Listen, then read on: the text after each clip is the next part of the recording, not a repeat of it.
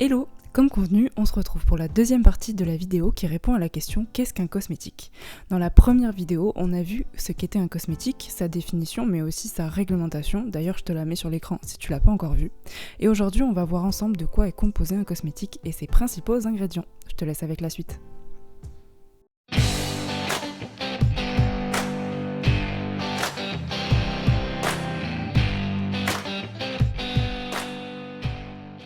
Ok, on a fini un peu le blabla sur qu'est-ce qu'un cosmétique, sa réglementation, en bref. Encore une fois, je pourrais faire peut-être des vidéos plus détaillées pour chaque partie, ça peut être super intéressant d'aller plus dans le détail. Mais maintenant, on va passer à la composition en bref d'un cosmétique. Donc de quoi est composé un cosmétique qu'on achète dans le commerce? Un produit cosmétique est composé à 40 jusqu'à à peu près 80% d'eau. Là c'est des estimations, c'est un peu des pourcentages pour avoir une idée. 40 à 80% d'eau, c'est dans le cas des cosmétiques qu'on va acheter du type shampoing, crème, gel douche, etc. Donc la phase aqueuse, c'est tout ce qui est miscible dans l'eau. Donc, sans surprise, dans cette phase-là, on va mettre de l'eau. Dans l'industrie cosmétique, on va utiliser de l'eau pure, mais on peut aussi utiliser donc ce qui s'appelle des hydrolats. Donc, c'est lorsqu'on fait des huiles essentielles, ça va se séparer en gros en deux parties. Donc, il va y avoir l'huile essentielle et à côté de ça, il va y avoir de l'eau avec des restes d'huile essentielle, on va dire ça comme ça. Et donc, c'est de l'eau qui a des toutes petites propriétés puisqu'il y a des restes de l'huile essentielle qu'on a fait. Et donc, c'est ça qu'on appelle un hydrolat. Donc,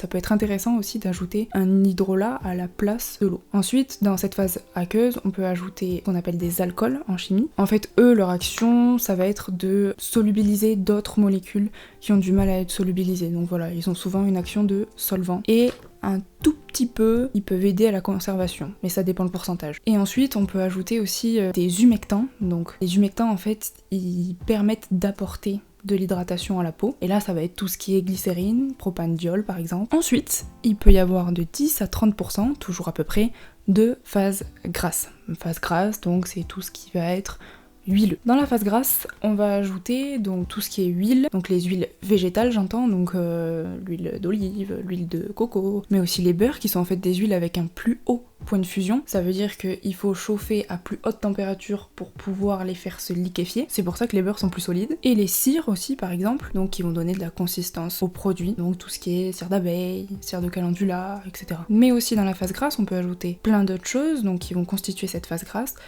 La famille d'hydrocarbures, on peut avoir dedans tout ce qui est vaseline, paraffine, squalane. En fait, leur caractéristique, c'est qu'ils ont une longue chaîne carbonée, donc ça c'est vraiment, là on rentre dans la chimie, et donc ils vont être occlusifs pour la peau, donc ils vont laisser rentrer très peu de choses, et ça permet donc de limiter la perte insensible en eau, comme on appelle, donc PIT. La perte insensible en eau, c'est le fait que tout simplement vous perdiez l'eau que vous avez dans la peau. En fait, ça participe à la déshydratation. L'hydratation, elle peut être amenée par les humectants, comme on voyait avant, donc qui vont amener de l'hydratation à votre peau, mais aussi elle peut être amenée par des huiles, même si c'est mal dit, enfin, par la phase grasse en tout cas, puisque certains composés de la phase grasse vont pouvoir être occlusifs et donc limiter cette perte insensible en eau, et donc ça participe à l'hydratation, puisque moins tu perds d'eau, plus t'es hydraté. Mais on peut aussi avoir dans la phase grasse des acides gras, donc d'autres molécules qui participent donc à la phase grasse, des alcools gras, des glycérides et des esters. Donc tout ça c'est des dénominations chimiques, donc c'est des familles chimiques d'ingrédients. Mais comment c'est possible? Puisque on sait tous que l'eau et l'huile, c'est pas miscible. Comment ça se passe? Eh bien c'est là qu'interviennent les tensioactifs. Les tensioactifs, donc qui vont être mis entre 1 et 10%, eux, ils servent à faire le mélange, on va dire, entre l'eau et l'huile. Donc, pour schématiser un peu le truc, l'eau et l'huile, ça se mélange pas. Essayez-le chez vous, prenez de l'eau, de l'huile, mélangez-les. Même si vous mélangez très vite avec la main, de suite après, dans la minute qui suit, ça va se décomposer et on va avoir donc deux phases, l'eau en dessous et l'huile en haut. Mais comme pour le principe de la mayonnaise en fait, les tensioactifs vont faire en sorte que l'eau et l'huile puissent se lier pendant un certain moment jusqu'au moment où ils vont redéphaser. Et oui, on peut pas rendre un produit stable s'il y a de l'huile et de l'eau dedans. Donc on rajoute un tensioactif pour que ce produit-là soit stable pendant un certain temps, donc que l'eau et l'huile soient liées grâce à ce produit en fait qui va servir de colle entre les deux, on va dire, mais petit à petit, en fait, le produit, en vieillissant, va se déphaser, et bien grâce à un tensioactif, ça va pouvoir tenir peut-être 5 ans. peut-être 3 ans, peut-être 2 ans, ou peut-être 4 mois quand on fait un cosmétique maison. En fonction de plein de paramètres, le type de tensioactif utilisé, le type de fabrication qu'on a pour faire la crème, ce temps-là de déphasage va être plus ou moins long. Les tensioactifs, ils sont en fait composés de 2 parties, donc ils ont ce qu'on appelle une queue hydrophobe et une tête hydrophile. Donc hydrophile, ça veut dire qui aiment l'eau, donc qui ont une affinité avec l'eau, et une queue hydrophobe, donc qui aiment pas l'eau, donc si elles aiment pas l'eau, ça veut dire qu'elles sont lipophiles, donc qu'elles aiment l'huile. Donc ça va permettre à la crème en fait de se former, puisqu'en fait une crème donc c'est donc de l'eau avec des gouttelettes d'huile à l'intérieur, et le tensioactif il va tout simplement se positionner à l'interface, donc entre l'huile et l'eau, et donc ça marche pareil pour des produits qui sont eau dans l'huile, donc à l'inverse, où on est dans un produit avec de l'huile et c'est des gouttelettes d'eau qui se mettent à l'intérieur, donc ça c'est typique des produits solaires. Vous sentez d'ailleurs quand vous appliquez que la crème elle est plus grasse qu'une crème de jour, et donc le positionnement des tensioactifs dans ce type de crème là se fait tout simplement à l'envers. Et du coup ces 3 éléments là, donc tout ce qui est phase aqueuse, phase grasse et tensioactif, tout ça, ça constitue le véhicule. Donc c'est appelé véhicule, puisqu'en fait c'est vraiment la base de la crème en fait. C'est ça qui permet d'avoir une texture de crème. Après on va ajouter plein d'autres choses pour que ça puisse se conserver dans le temps, sentir bon, etc. Mais ça constitue vraiment la base de la crème. Ensuite, on va donc ajouter des principes actifs, donc qui eux sont très importants puisqu'ils assurent l'efficacité du produit. Et il va avoir une action donc ciblée sur un problème précis. Donc par exemple, si on présente des signes de l'âge, de l'acné, des taches, des rougeurs, si on a la peau fatiguée, qui manque d'éclat, tout ça, il va y avoir des actifs qui vont pouvoir aider à remédier à tout ça. Donc parfois j'ai entendu des gens dire ou même des vidéos qui vont dire ouah mais là cet actif c'est un scandale, dans ce produit-là, il est présent que à 1%. Un actif, ça dépend vraiment, il est efficace en fait sur des plages de pourcentage, donc c'est sûr que si la plage du pourcentage de l'actif utilisé dans le produit, il est entre 5 et 10%, si t'en mets 1%, c'est nul. Mais si c'est entre 0,1% et 1% et qu'il y en a 1%, mais c'est ouf en fait. Donc ça dépend. Les actifs, souvent, ils sont mis en petite quantité, c'est comme ça. Et ils sont classés selon leurs origines, donc ils peuvent être d'origine biologique, chimique, ou végétale. Et enfin, dans notre produit cosmétique, on va mettre des additifs. Donc d'abord les conservateurs, qui sont mis entre 0,1 et 1%, qui vont faire en sorte que le produit puisse durer dans le temps au niveau microbiologique cette fois-ci. Donc là, on parle pas du déphasage de l'huile et de l'eau comme je vous ai expliqué tout à l'heure, mais on parle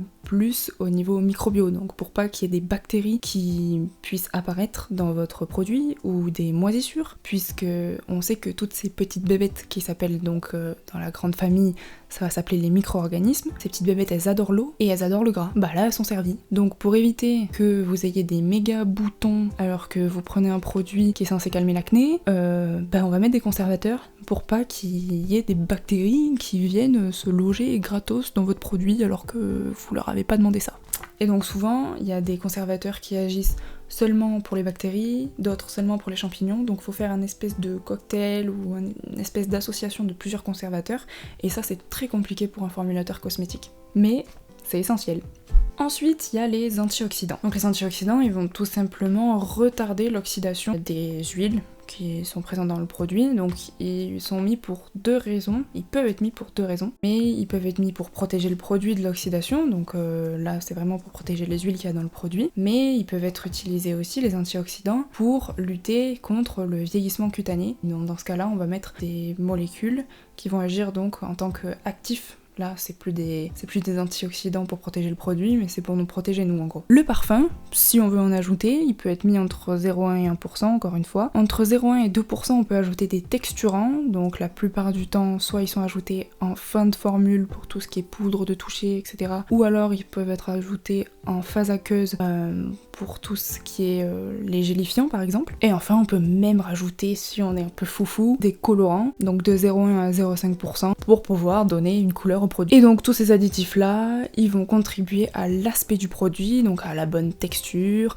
la bonne odeur, la bonne couleur, et donc tout ce qui est sensorialité, ça s'appelle. Et donc comme j'expliquais tout à l'heure, c'est tout aussi important que l'aspect efficacité du produit, parce qu'encore une fois, ce qui va différencier un produit très bon d'un autre produit très bon, c'est est-ce qu'il est cool à utiliser. Et aussi, il y a toute une autre famille d'ingrédients dont on va pas non plus rentrer dans le détail ici, mais c'est les silicones qui eux donc sont solubles ni dans l'eau ni dans l'huile, donc ils sont hyper spéciaux. Et donc les silicones, eux ils vont avoir des propriétés, donc par exemple pour les cheveux, ils vont donner les cheveux hyper brillants, hyper soyeux, ça va donner une sensorialité de fou dans les produits, les crèmes, etc. Mais bon, pareil, c'est assez controversé aujourd'hui d'utiliser des silicones, et donc ils sont remplacés pas mal par les esters maintenant. Donc il y a certains esters, donc c'est pareil, c'est un type de molécules qui peuvent remplacer les silicones et avoir, ou du moins se rapprocher au mieux de la sensorialité qu'on peut trouver avec des silicones. Et les esters, pour rappel, font partie de la phase grasse. Donc voilà, c'est la fin de cette vidéo, en tout cas de cette première vidéo de cette série sur un peu ce qui se cache derrière les cosmétiques, etc. J'espère que cette vidéo vous a plu, n'hésitez pas à laisser un like, lâcher un commentaire si vous voulez ne serait-ce que même discuter ou amener des précisions sur la vidéo. Et puis moi je vous dis à bientôt, ciao!